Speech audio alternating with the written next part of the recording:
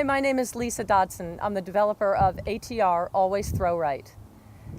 This is Harvey Ratner. He's a developer of sports programs for all sports, from lower levels to professional.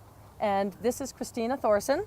I'm a professional softball player for the Akron Racers. I've been playing for 20 years at all levels, and I've been coaching for 10 years for girls of all ages, and I've seen more than 20 girls get into college. We're going to talk about some drills for stretching, strengthening, and warming up. So Harvey's got a few on his mind right here. Okay, what I'd like to start out with, out of the 5 major league clubs that I worked with and all of their minor league affiliates, years ago was always called a Mr. Miyagi, the wax on, just loosening up that way. And they did it with both hands, but we're just using our arm of choice and then going the other way. And if you bring the hand back a little bit, you get a little more scapular work involved there.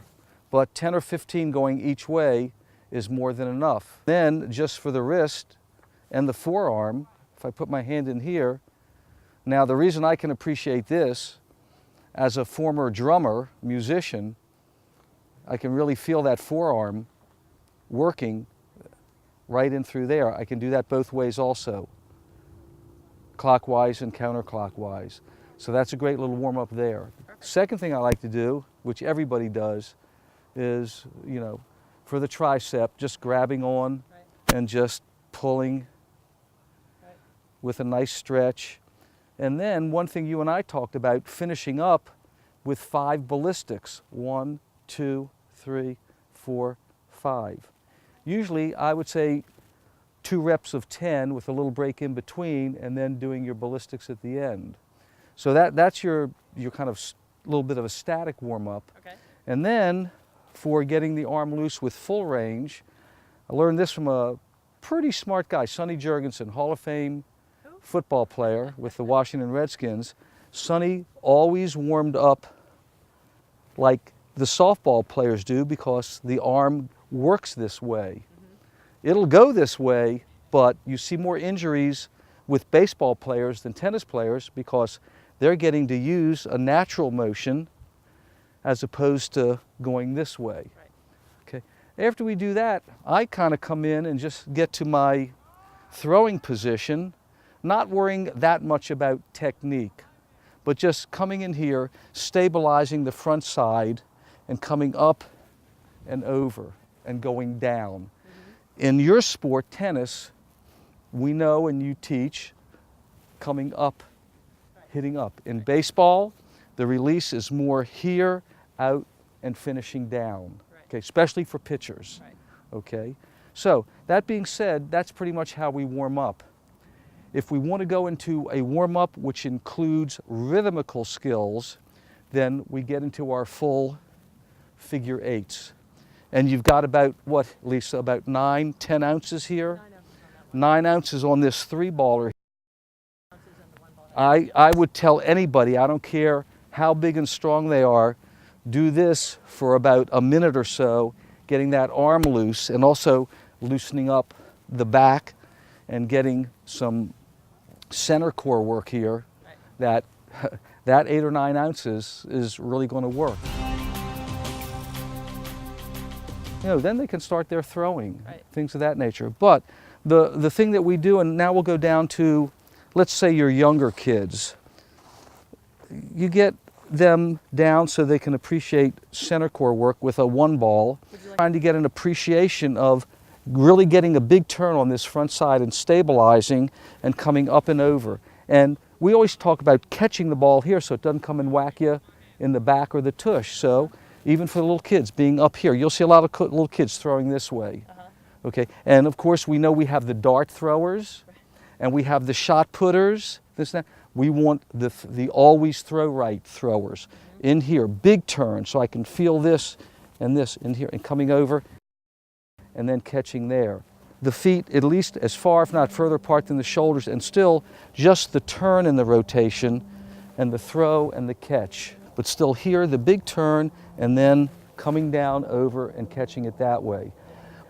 we can always come back to the figure eights anytime you want, just because the thing I always think about, how does a guy throw a no-hitter on Monday and then on Thursday gets blown off the mound in 2 or 3 innings?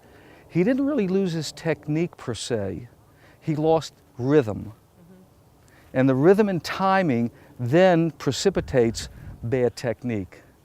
Bad technique with a guy who just threw a no-hitter shouldn't fall apart in a couple of days. Right. Okay?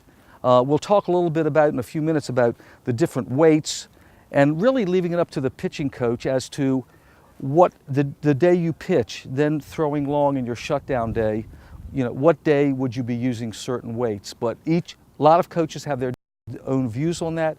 Outfielders are going to throw with a crossover. The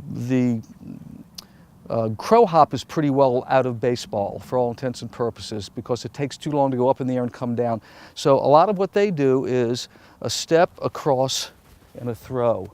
And of course, if you're trying to throw the ball 200 feet, you're not going to be throwing the same release point.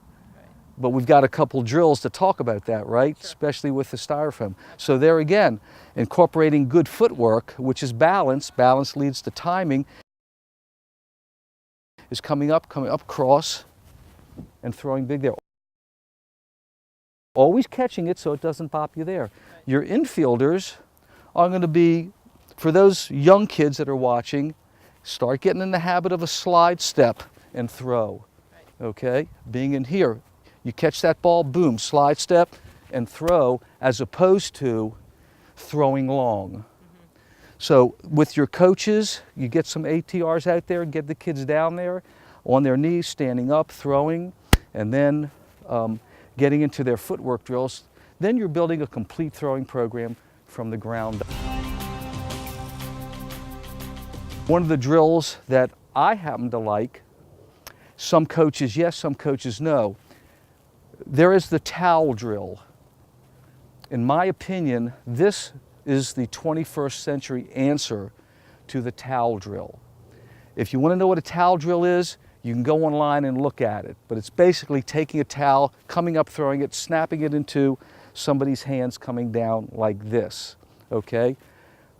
I do like the stride 5, and I think we can take a second now and demonstrate stride 5, sure, especially for pitchers, okay? And then integrate that into our total program. You really want to come into the 21st century, instead of using a towel, for those of you that have seen it, I think you'll see using this. And Lisa, how many coaches did we talk to recently that talked about a whip motion? Yeah. Hello? Pretty much every one of them. Yeah, yeah, okay. They keep talking about trying to describe to their students that their arm needs to be whip-like.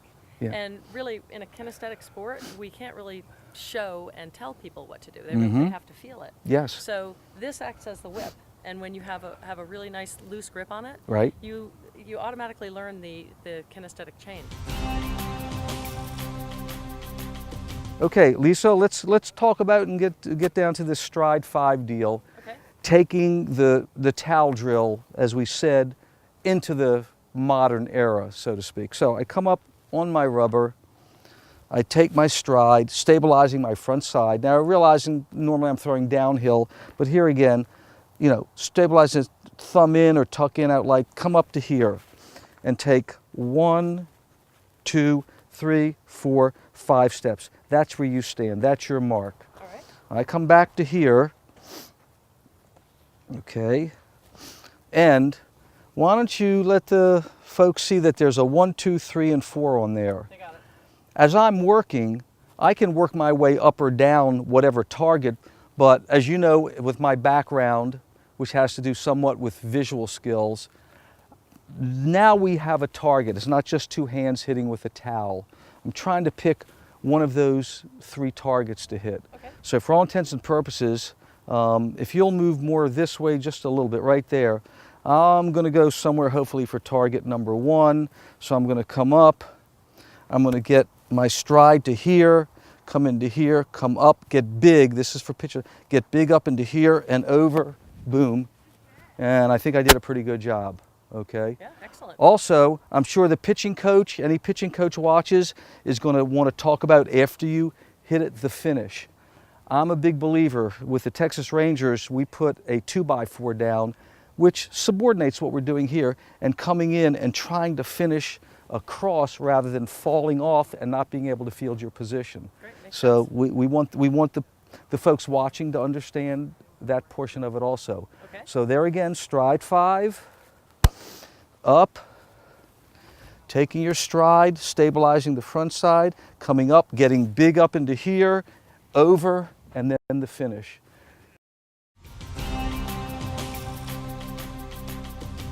Actual throwing, we haven't done that much work with it yet, but the same with the softball players.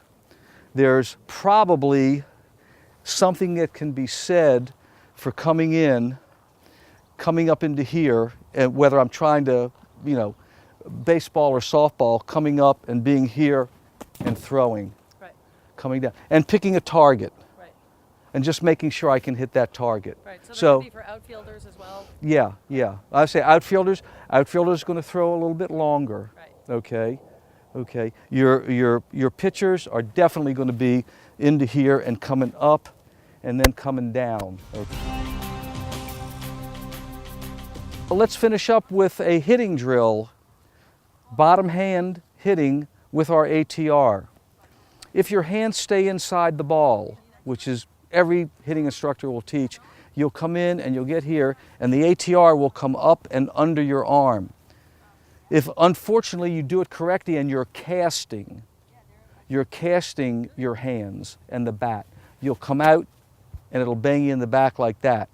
But if you're doing it correctly and you come in, and I like to pull on it to get that feeling of pulling on it and coming in, there again with a little bit of a trigger, coming in, trigger, boom, coming in, you're really going to help improve that bottom hand technique. Well, let's take a look at it going this way. Okay, a correct swing, boom, trigger, boom, coming underneath. Incorrect, hands out, popping you in the back. One more, hands coming in, boom, coming in, working that way.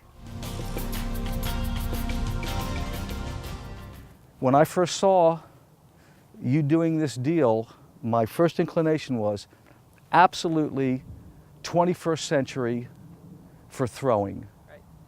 And of course, Kristina Thorson has a whole package for softball. It's the same for the girls throwing softball, but for pitching, my belief it's absolutely the best training device out there today. The ATR is for every throwing sport: baseball, softball, football, tennis, volleyball. On a rainy day, take it into your basement, into your garage, and throw as much as you want. If you really want to be a baseball player, you practice under all conditions. Check out the ATR at atrthrowright.com.